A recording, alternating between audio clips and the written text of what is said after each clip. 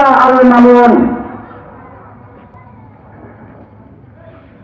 نحمده ونصلي على رسوله الكريم أما بعد فأعوذ بالله من الشيطان الرجيم بسم الله الرحمن الرحيم ولا تهنوا ولا تحزنوا وأنتم أعلون إن كنتم مؤمنين সমাজতন্ত্র সংসদ সাহেব চরমাই একটু পরে আমাদের মাঝে উপস্থিত হবেন।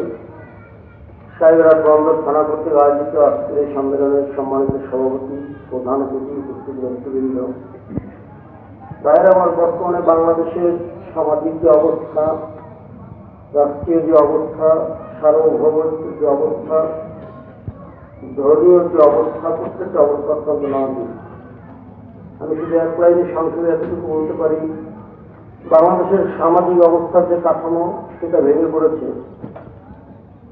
মাদক, ইয়াবা বাংলাদেশের ঘরে ঘরে আজকে পৌঁছে গেছে। বাংলাদেশের যুব সোসাইটি, যুব সমাজ আজকে মাদকের পরামর্শে আক্রান্ত। বাংলাদেশের সামাজিক যে অবস্থাটা পারিবারিকভাবে ছিল, পরকীয়ার প্রেমের আদলে আজকে বাংলাদেশের ঘরে ঘরে সামাজিক যে স্ট্রাকচার সেটা সম্পূর্ণ ভেঙে পড়েছে। রাজনৈতিকভাবে দুর্নীতি মহামারী আকারে ধারণ করেছে। রাষ্ট্রীয়ভাবে টিআইবি রিপোর্ট অনুযায়ী শুধু রাষ্ট্রীয়ভাবে যে দুর্নীতি করা হয় তাতে প্রতি বছর 2টা পদ্মা সেতু করা যায়। রাষ্ট্রীয় সন্ত্রাস সেটাও আজকে মহামারী আকারে ধারণ করেছে। সার্বভৌমত্ব সেটা আজকে হুমকির সম্মুখীন। পাশের দাদাবাবুরা বাংলাদেশকে গিলে ফেলে ফেলে পালা। ধর্মীয় অবস্থান আরো করুন, এদেশে ইসলাম থাকবে কি থাকবে না সেটা নিয়ে আজকে প্রশ্ন দেখা নিয়েছে।